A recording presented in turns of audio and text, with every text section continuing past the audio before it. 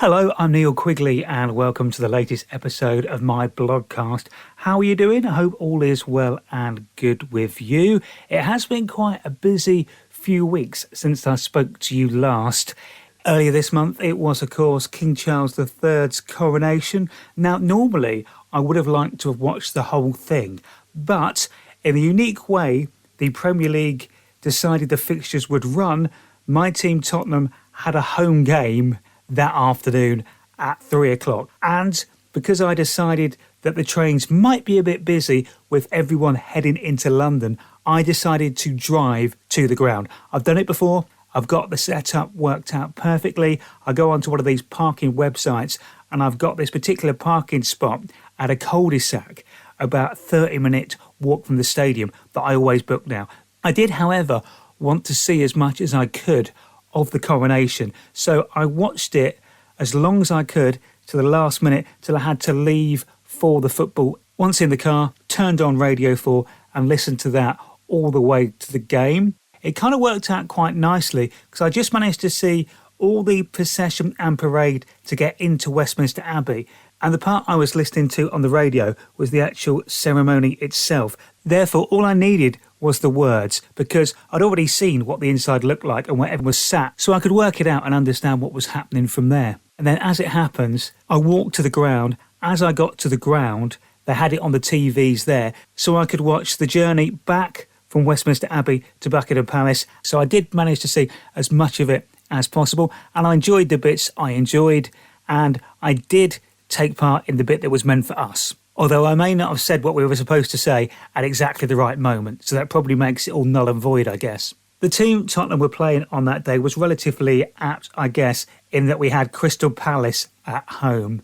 Luckily, we beat the Palace on that occasion. It was quite a busy Saturday because my cousin and his wife had decided to throw a bit of a family/coronation party at their house. Obviously, the rest of the family managed to get there a lot earlier. I headed there after the football and after picking up my girlfriend on the way. So we got there about 7 o'clock. Everybody else had been there since 4 o'clock. So it's fair to say we may have been a little bit behind in proceedings, if you know what I mean. I was driving anyway, so I was on the soft drink, so it was no drama for me. Stuck to the pineapple juice all night. But I've not seen them for quite a while, so it was lovely to catch up with all my aunties and uncles and cousins and have a nice chat to them. My cousin who was hosting, it was actually, embarrassing though this is, the first time I'd been to his current house, and he's already been there about 4 or 5 years. But I got round to it eventually. In his garden, he's built a bar at the end. He has optics, he has a TV, darts in there. It's a proper little pub right at the bottom of his garden, which I think's perfect. I'll be honest, I think I now want one. So that was great fun and I really enjoyed that. Now, we left the family party relatively early. Reason being, I had something lined up for us the day after with a very early start required. I mentioned before that I have some shares in some race horses through something called Owners Group, who are fantastic, by the way. I love what they do. You buy these shares in the horse and there's about between 3,000 and 4,000 shares in each horse. They don't cost that much relatively, but you get weekly reports on your horse, you get video updates, you get the chance to apply for owners' badges when the horse runs, and throughout the year you get the chance to go on various stable visits. I had a stable visit booked to go and see Stage Star, one of my horses, at Paul Nicholls' stables down in Ditchit in Somerset. I managed to get an extra ticket for Linda, my girlfriend. That did mean, though, that we had to be up at 6 a.m. to leave just after 7 to head down to Somerset in time for the visit. I have been insured on her car for at least the last 2 years. During that time, I'd only driven it twice previously. Her car is much better than mine. It's newer, it's bigger, it's quicker, it's just all round a better car. Because it was an early start and because it was really me who wanted to go to the stable visit, she let me drive it. And between me and you, I really enjoyed it. It was the first chance I'd had to do a bit of a longer journey and hit some motorways and some dual carriageways. And I'll tell you what, I am a bit converted, to be honest with you. It's one of those cars which, it's not a 4x4, but it's a bit higher like them. So your driving position is much higher up and you can sort of look down on people and see, I think, a bit better. Makes you feel more important on the road. So I did thoroughly enjoy driving us down to Somerset. It was about a 2.5 hour drive. We got there bang on time. What happens when you arrive is it's actually at Paul Nicholls' stables, which is actually also where he lives as well. So he's got a big field at the bottom. The car parking's in there, so they direct you into the field to park. You check yourself in with the organisers. They have food and drink available to buy there, and you basically just wait there and meet there until they're ready for you and they invite you up to the next section. Now, the next section is basically a parade ring that they've set up in the driveway right in front of Paul Nicholls' house. So we all gathered around there. Then Paul came out. They've got a small sound system set up. Obviously, the sound system is set up fairly low volume because they don't want to scare the horses. So you have to listen quite carefully to hear what is being said. Paul firstly talked us through the latest racing season, his highs and lows, and how he got on. Then the guy who was hosting the event for Owners Group asked a few general questions, and then we got a parade of lots of horses, including my horse, Stage Star. It's been a while since I've seen him in person, so it was great to see him walking around the ring.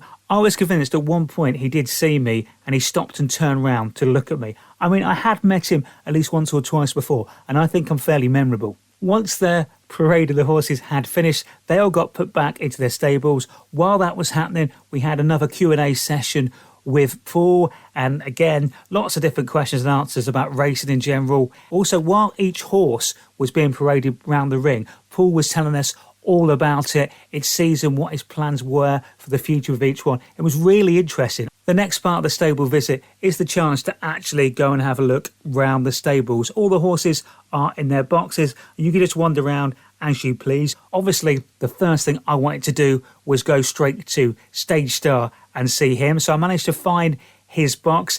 And as you can imagine, there were quite a few people there who had shares in Stage Star because there are so many shares available.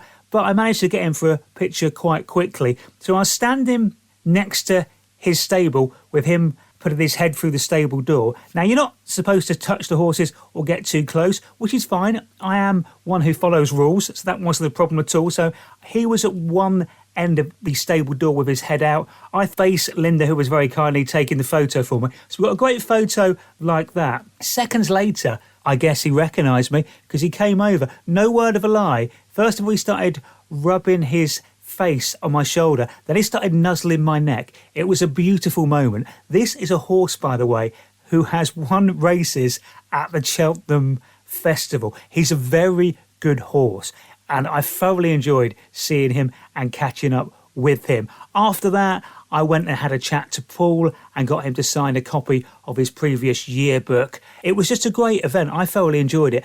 I always like going to the Owners Group stable visits. They're very well organised and lots of fun. And you do feel like you get lots of access to the horses and to the trainers and to the people in charge. So it was really good. Stage Star now is off on his summer holidays. He's taken a bit of a break and he's going to Equiprep, which is the facility that Owners Group own, where horses can just go on holiday, basically. He'll spend some time in a field with some friends, just eating really good grass, and they'll look after him and give him a chance to chill and enjoy some sunshine. Then he'll go back into training in about July, and we might see him, hopefully, back on a racecourse in the autumn sometime. I used to work in Yeovil at a radio station there. For 5 years I was down there. I'm originally from Buckinghamshire and I've obviously got friends and family, including my parents, in that area. So during that time, I spent quite a bit of my life heading back and forth down the A303 and driving past Stonehenge, which you can see from that road as you go past. In all of the years I'd been doing that, I never had the opportunity or found the time to actually stop off and go and have a proper look at Stonehenge. As it turned out, Linda had never been to Stonehenge either. So when we arrived at the stable visit in the morning, we'd obviously driven past Stonehenge on the way there. We were having a chat and saying, shall we, shan't we go and see it on the way back? We actually didn't decide until after we'd done the look round the stables. Then we thought, do you know what, we're so close, we haven't really got to rush back for anything. We may not get this chance again. let's do it. So we bought some tickets online on the mobile phone and drove straight to Stonehenge. Got in straight away, got a massive car park there, and it did save us lots of time having the prepaid tickets. The queue for tickets that you rock up and buy was quite long. We got more or less straight in. Now, from the visitor centre area, it's still quite a way to actually get to the famous stones themselves. If you've not been, you've got two options basically. Option one is you could take the shuttle bus that takes about 5 minutes.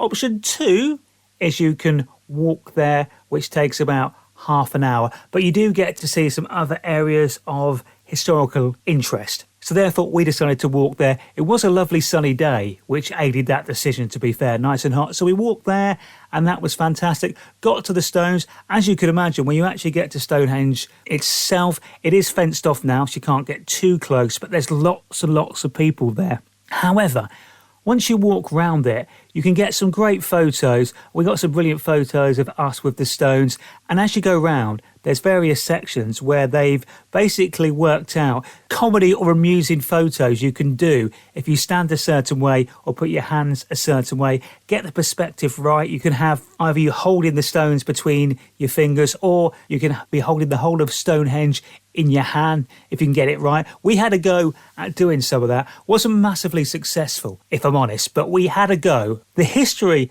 and the age of those things, I know it's an obvious thing to say, we all know they're very old, but when you read what they know about the area and what they think happened, the great thing is nobody is still totally sure exactly why Stonehenge was built, and they're not exactly totally sure how they managed to achieve it. Best guess, they think they worked out how they've done it, and they've mocked up ways of demonstrating how they think it was all put together, but no one is totally sure. It's so old. It's just amazing being so close to something that old. I really enjoyed it, and I'm glad we popped in. We were probably there for 2 hours in total, I guess, and we did take the shuttle bus in the end back from the Stones to the visitor centre. And while we were there, we thought it'd be rude not to stop off in the cafe. As it happened, they did have some gluten-free treats, so I managed to get a gluten-free chocolatey snack and also some crisps as well, which is always a bonus. So that does get them an extra tick in my book as a great attraction.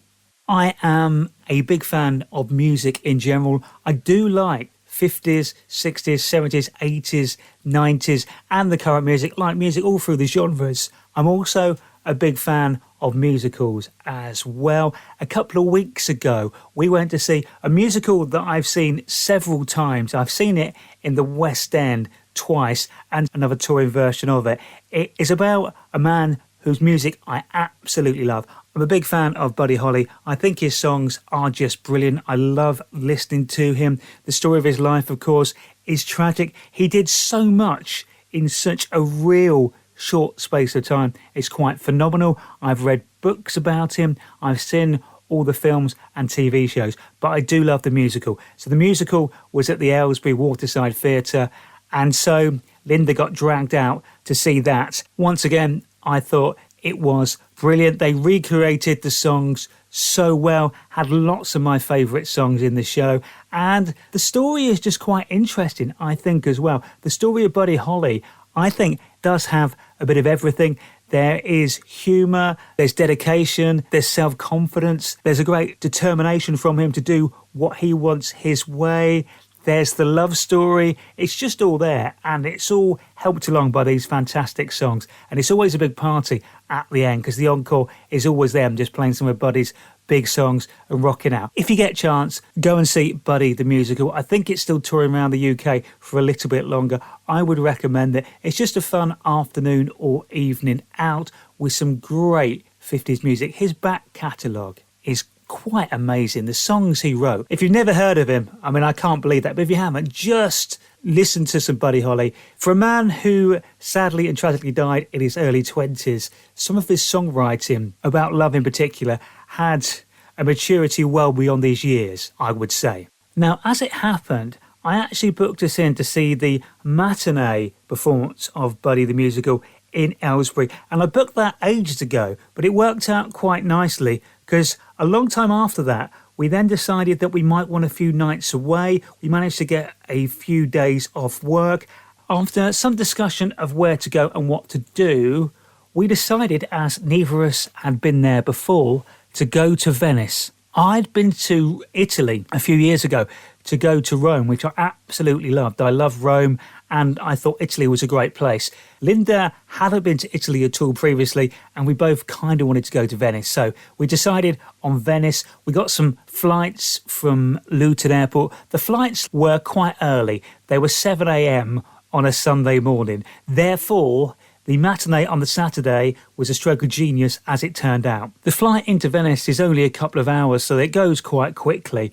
And you do get to see Venice from the air as you come into land as well, which is a good introduction and a nice way of seeing it first of all before you really get in amongst it and can fully appreciate it. Now, as it was both our first time there are various ways you can get from the airport in Venice to the centre. However, I maintain in the world there are not that many places where you can arrive at an airport and then travel by water to your hotel. Therefore, I decided to book us a water taxi. You can obviously book private ones, which will take you as just a couple. I decided to get us a group one. So it's a shared water taxi. It was all very organised. I booked it in advance. You go to the booth at the airport and they gather together a group of people going similar ways and all stick you in a boat together. The thing is, the docks where you pick up the boat is quite away from where you register and sign yourself in. There's a group of 12 people in the boat in total, and they basically needed someone to lead the way, take charge, hand all the details over to the guy who was driving the boat and get everyone there. So somehow I got the job of being in charge and making sure my group of 12 all got to where we needed to go. Happily, I do have some experience of leading groups in this way, having done 2 years as a tour guide at Wembley Stadium. So it wasn't a problem. I managed to get everyone where we needed to be and we got to the boat.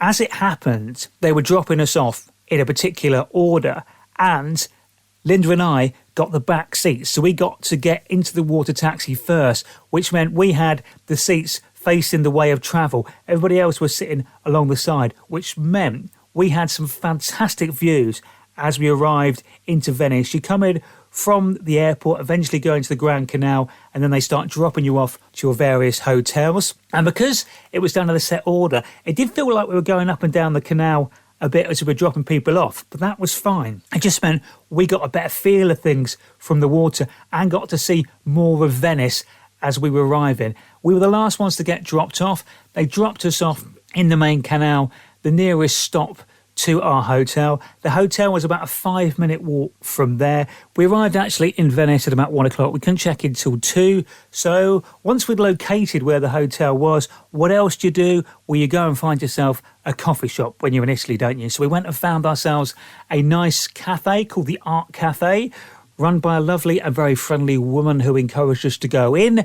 Now, I am normally the world's biggest tea drinker. I drink tea like it's going out of fashion. But I don't know why. Somehow, as I was in Italy, I just felt that I should drink coffee. Now, I didn't go full on espresso. I didn't go crazy. I kind of got myself in with a gateway. So I had a cappuccino, which I know is a high percentage of milk rather than coffee, but you've got to start somewhere. So that was my drink of choice pretty much for the 3 days that we were there.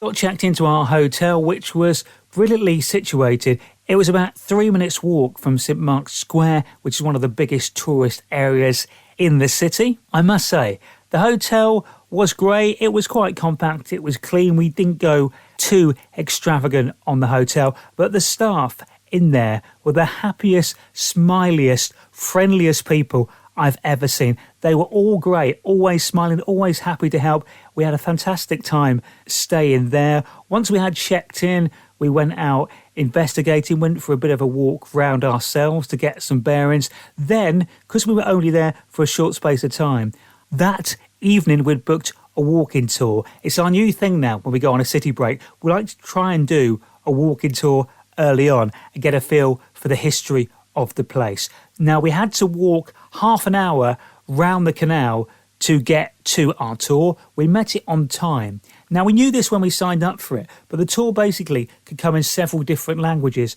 so they'll cater for whoever is on the tour and from whatever country they are from. As it turned out, there was me and Linda on the tour and about 10 people from Spain, so fair play to the girl who took our tour.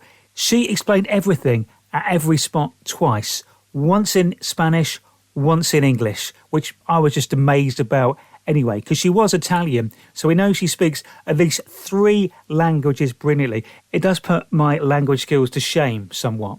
We learnt quite a lot on that walking tour. We'd already stumbled into and seen the famous Rialto Bridge, and obviously on the way to the hotel, we'd already walked through St Mark's Square. So we're ticking off some of the biggies before we'd even really started. One thing she did point out, there are lots of squares and campos, I think they call them, and each one will have a well or two. That used to be how Venice got their water before it was all plumbed in, because you couldn't really drink the water out of the canal. It's salt water, so they had wells. We had walked for about 40 minutes before meeting this tour. We hadn't noticed any of these wells, even though we'd have walked past loads of them. As soon as she pointed them out to us, everywhere we went, we saw the wells. We just spotted them, no trouble at all. She obviously told us a lot about the architecture of the place and how Venice made its money. It was all very interesting, really enjoyed it. I do like history and these walking tours. She also explained to us why the gondolas are now black. So the gondolas used to be very bright colours on the outside. They used to be very extravagant because they were only used by the richest and most important people to get around Venice. Then at the time of the plague, it killed so many thousands of people in Venice. The place was in mourning for quite some time. So as a mark of respect at that time, all the high-ranking officials and politicians who used to get the gondolas to take them all around Venice, they painted all the gondolas black as a mark of respect to the people who lost their lives. And then that just stuck. That's basically how it was left as a reminder of that time. So all gondolas in Venice are black on the outside. They're very elaborate on the inside, though. They make up for it in decoration. But that was one of the fascinating facts I was not aware of on the tour. As I have mentioned before, I'm a celiac, so I have to be on a very strict gluten-free diet, worried about cross-contamination and being very careful where I eat out. Italy was very good for that kind of thing. We went out for a meal on our first night there, and we found a restaurant that was accredited with the Italian equivalent of Celiac UK, and they were brilliant. I said I was celiac. They told me what I could and couldn't have on the menu, what they could change. They brought me my own gluten-free bread, which it seemed like had been specially baked and tasted amazing, and the meal in there was brilliant. I had some gluten-free pasta with bolognese, which was great, and also a grilled monkfish with vegetables and an amazing panna cotta. The food out there through the whole trip was really good. After dinner, we found ourselves a cocktail bar just literally a minute's walk from our hotel, and the guy in there was brilliant. He was serving up cocktails, but not your regular cocktails. He basically would only give you his own special creations. Now, I wasn't drinking on this trip, so I was just drinking the water, but Linda did get to sample some of his specially made cocktails. He made his very own special version of an old-fashioned. Now, that's a cocktail she really likes, one of her go-to drinks. She really liked his individual version. Next up, she asked for a margarita. He kind of refused to make her a straightforward margarita, insisting that she should have his chocolate margarita, made with chocolate that he makes himself. Now, I obviously did not have any, but apparently it was amazing. She really liked it. And she does not have a sweet tooth. Chocolate is not necessarily her go-to thing, but that was great. And I'm not sure how much tequila he was putting in those cocktails, but she was in a very good mood when we left and headed back to call a close to our first night there. The next morning we set off on a bit of a mission. Before we went, we'd done some research, and Linda had found out that there was a fully gluten-free shop in Venice, a shop where every single item is gluten-free and everything you can imagine is in there. Therefore, we decided we had to go there. Well, I went to go there and get some bits and pieces for myself. It did take us a while to get our directions right and find it. What we discovered was it's quite confusing walking around Venice, because everywhere you go, you walk for a little bit and then there'll be some steps over a canal in some direction. Then you'll walk a little bit further and find some more steps over a canal. And it kind of feels a bit like you're zigzagging back on yourself, but you're not. You are actually moving in the direction you want to. You've just got to believe. Anyway, we got to grips with it in the end, but it's quite confusing at first. It's lovely, by the way. You're always near water. You can generally hear the sound of water. You spend lots of time crossing the water over these lovely little ornate bridges. And also as well, when you're in the main canal-based part of Venice, there are obviously no cars, no vehicles apart from boats. So it's so peaceful and so quiet. I found it very relaxing. It just feels like the pace of life is slower. And I think that's because you can't hear car noise. We did in the end find the gluten-free shop, which is run by an Italian celiac. That was fantastic. He was great. I got myself some gluten-free donuts for breakfast that morning. They tasted great and they were decorated and looked just like the donuts that Homer eats in The Simpsons, which I think made me like them more. I also picked up some other biscuits, which I thought I'd save for emergencies and possible breakfast later in the week. It was great for eating out during the afternoon and evenings for celiacs, but breakfasts were not so easy to buy when you were out and about. So I bought these biscuits as breakfast. I was going to leave it as that because I didn't have too much room in my luggage, because for the 3 nights away, we decided to try a bit of an experiment in that we only took hand luggage, which was fine. In the end, we had plenty of clothes and everything we needed. It just meant there wasn't much room to take extra stuff back. However, as I was about to pay for what I'd bought, and I'd already glanced at this particular item earlier, the guy who runs the shop suggested I might want to try this particular biscuit because it is a Venice delicacy. So therefore, how could I refuse? So I bought a box of gluten-free Venice-style biscuits, which I have since enjoyed, and they were very nice. He was right. I'm glad I bought them. And the other thing he did as well, he very kindly suggested several restaurants that are celiac friendly that I could eat, places where he eats and feels comfortable to do so. He actually marked them for us on our maps. We knew exactly where they were. The next thing we had booked for our second day in Venice, and I booked this before we went because I decided it was very much something you had to do. I think it's a rite of passage. If you go to Venice, you have to do a gondola ride. So I booked, Linda and I, a gondola ride for 2.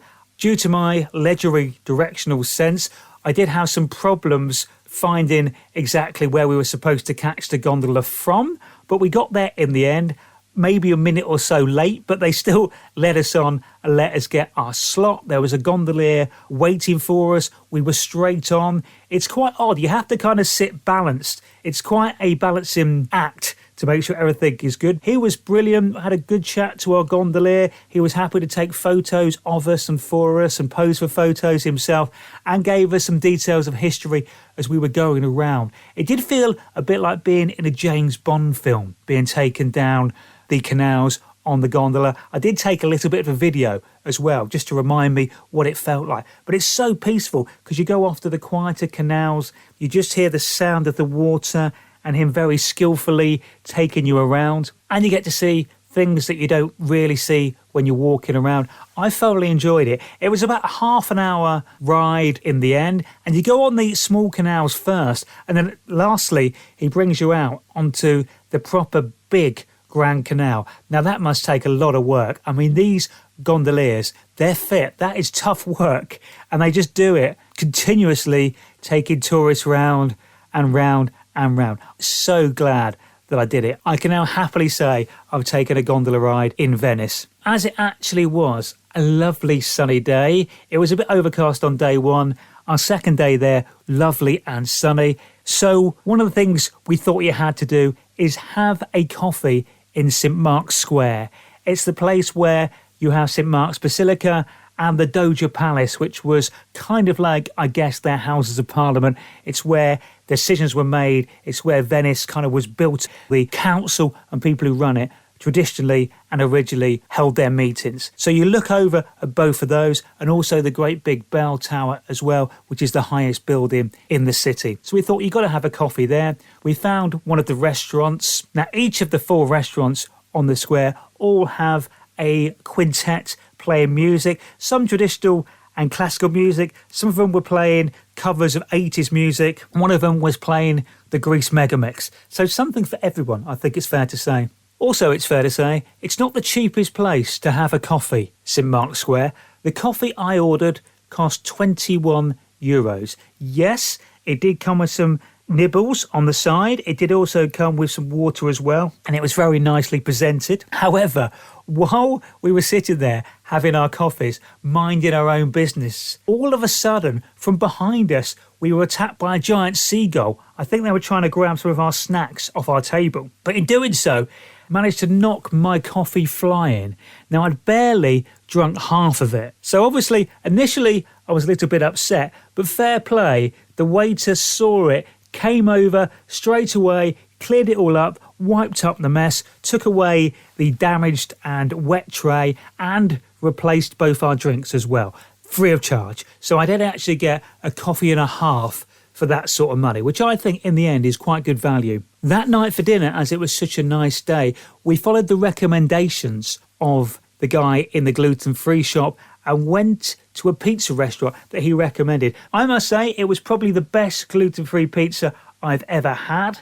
The view was great. We got to watch the sunset go down over the canal as we were having our dinner. That was another nice touch and brought a close to day 2 quite nicely. Our final day there, it was absolutely tipping it down with rain. Horrendous day weather-wise, but I'd already pre-booked us tickets to go and have a look round the Doja Palace. So we did that as soon as it opened at midday. Again, it's definitely worth buying tickets in advance. If you try and just rock up and buy tickets, it takes quite a while to get in. The pre-booked queue moved relatively quickly, and it was quite stunning walking around the palace. It is huge. As I said previously, it's where the politicians were, it's where the leaders of the council, the Senate, they called them, who made all the big decisions for Venice in the early days. And it is just lavish and over the top, as you'd imagine. The rooms are massive. The ceilings are ornate. There's paintings everywhere. It looks great. And the contrast of that, it's also where the original prisons were as well. So as well as the decadence of the council chambers, you also got to have a tour around the prison. It was great. Probably took us about an hour and a half to look around there. I'd recommend that. When we came out of there, we'd been looking at the trip up the tallest tower, the bell tower. It was recommended to us by the girl who took our walking tour on day 1. But the few times we'd looked previously, there was quite long queues for it, so we hadn't quite got round to it.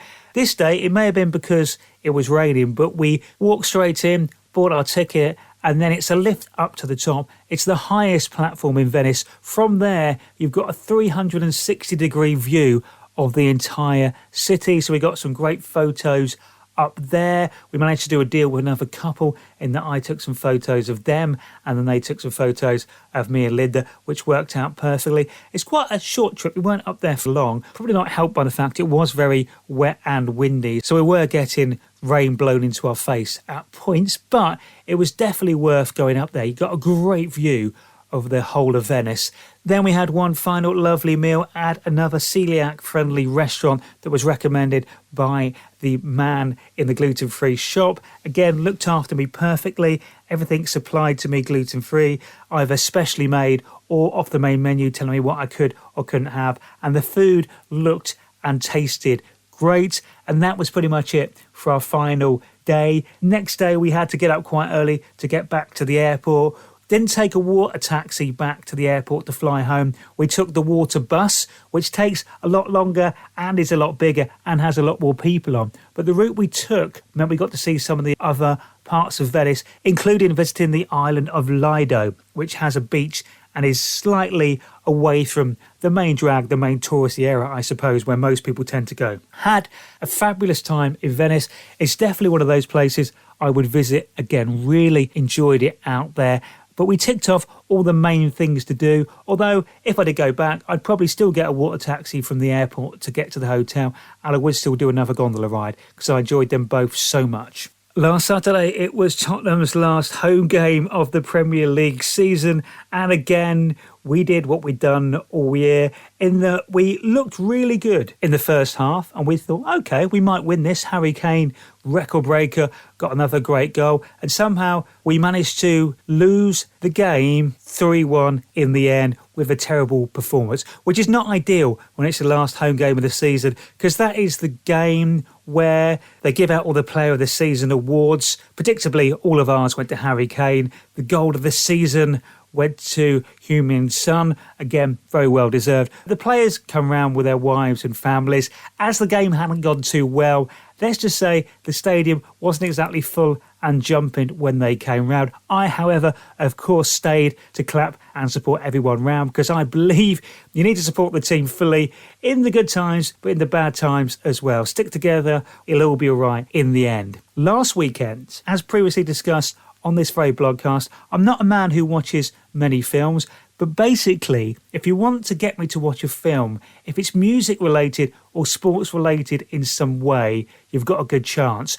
We watched the Amazon film Air, which is the story of how the Air Jordan trainer was invented, really, how it all came about. It's based, of course, on a true story, because we all know there were Air Jordan trainers. We know there was Michael Jordan, the basketball player. We know it was all very popular. The cast in this thing was great, by the way. Matt Damon, Ben Affleck, Jason Bateman, Chris Tucker were all in it. Absolutely fantastic cast. Really interesting story. Told you quite a bit about Nike and their philosophy and just how much of a gamble it really was. And also how well it paid off. They made billions of dollars from those trainers, way more than the company had ever made before on any of their items, I think. So it was quite the success story. I enjoyed it, and it must be a good film because it was nearly 2 hours long and it managed to keep my attention. That's pretty much it for the latest blogcast. Thanks for listening. A quick reminder that you can catch my radio show Saturday afternoons between 2 and 4 at radio9springs.com. Look after yourselves and each other. That's it from me. I'll speak to you soon. Bye-bye.